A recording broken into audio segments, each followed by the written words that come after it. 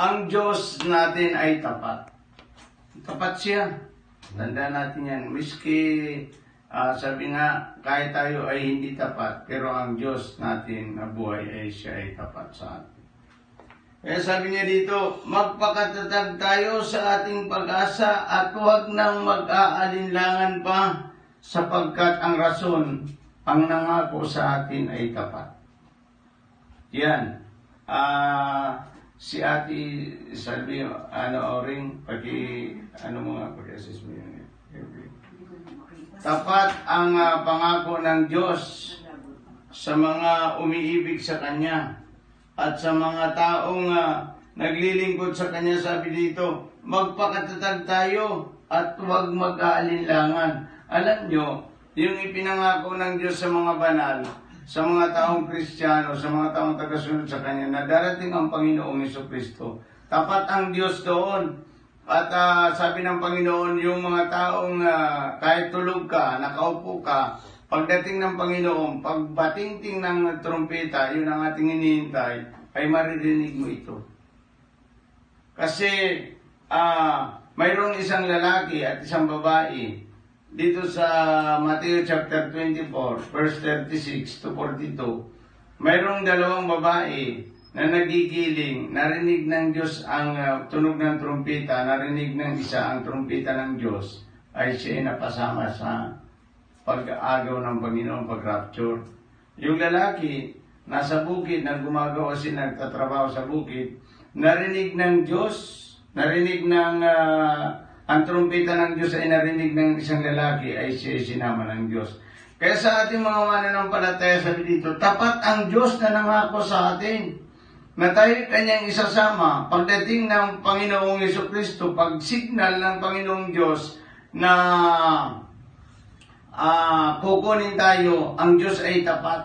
Alam nyo, ang rapture, para itong, sabi dito, parang kidlat na mula sa sa silangan, papuntang kanluran. Ganyan kabilis ang rapture. Kaya sabi ng Panginoon dito, maghanda tayo. Maghanda tayo. Sapagkat, yung paghandang iyon, anong gagawin natin sa paghanda? Siguraduhin natin na tinanggap natin ang Panginoong Jesucristo.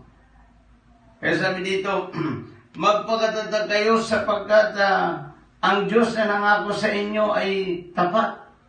Magpakatatag kayo sa pangakong ibinigay sa atin ng Diyos na muling babalik ang Panginoon. Magpakatatag tayo. At minsan, sabihin natin, ako ay ganito. Pero ang Diyos mismo, sabi niya dito, magpakatatag tayo sa ating pag-asa at huwag nang mag-aalinlangan. Huwag natin baliwalain ang Diyos. Bigyan natin ng time. Tama yung ginagawa mo doon. Bigyan natin ng time, Panginoon. Ito bang early morning worship service? Kalating oras lang naman ito.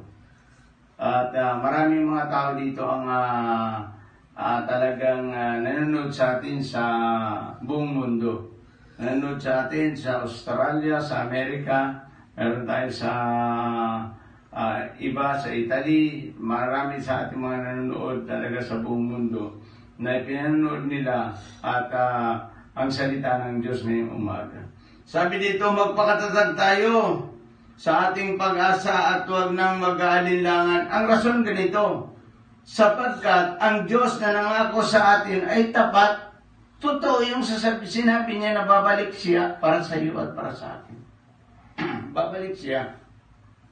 Tandaan niyo po, ngayong nabubuhay pa tayo, gawin natin ang ating trabaho na masira ng ating mga kasama sa buhay. Sabi dito, mayroong dalawang babae nagigiling sa dilingan, kinuha ang isa ay naiwan.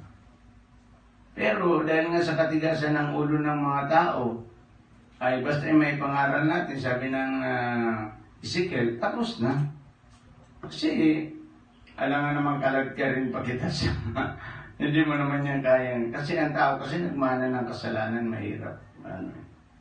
Pero sabi niya dito sa 2, pangalawa, sikapin nating mapukaw ang damdamin ng bawat isa sa pag-ibig sa kapwa at sa paggawa ng mabuti. Sikapin natin, pangalawa, sikapin natin na tayo makagawa ng mabuti sa ating kapwa. Habang naghihintay tayo sa ating Panginoong Jesucristo, sikapin natin na may bahagi ang salita ng Diyos sa ating kapwa.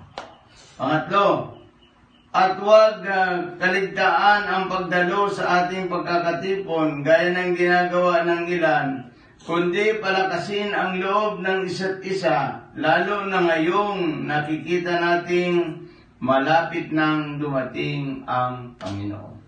Yan.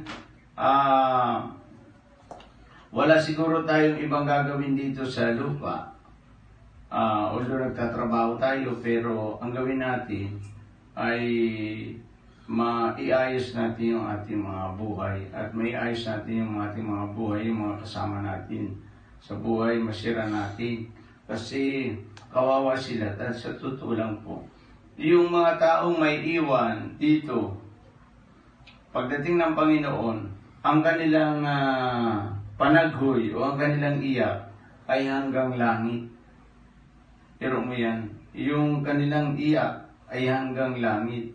Parang katulad ni Ismael na umiyak siya dahil siya nagutom sa ilang, ay narinig ng Diyos sa langit. Ganon ang matinding pagsisisi ng mga tao. Naiiyak talaga sila hanggang sa langit ang kanilang iyak. Masasabi nila na totoo pala yung sinabi ni Pastor na magsisi kami at tumalikod sa kasalanan upang makasama sa buhay na walang hanggan. Pero sabi dito ay huwag natin kakaligtaan ang pagkakatipon. Ano bang mayroon sa pagkakatipon? Ano ba ang mayroon sa pagkakatipon natin ngayon? Halimbawa ngayon, nagkakatipon tayo sa mga fellowship, sa ating mga katulad dito, pagsamba ng early morning worship service. Ano ba ang mayroon dyan? Mayroon dito yung tinatawag na kalakasang spiritual. Amen. Kasi pag dumadalo ka nakita mo pala, sabi pala ni Pastor, na magpakatatag tayo. Ay di malaking puntos yun sa buhay spiritual natin, magpakatatag tayo. Pangalawa, gumawa daw tayo ng mabuti sa ating kapwa. Pangatlo, laging dumalo, lalo na malapit nang dumating ang Panginoon. Dito sa ibabaw ng lupa, wala tayo dito madadala kahit ano pa man.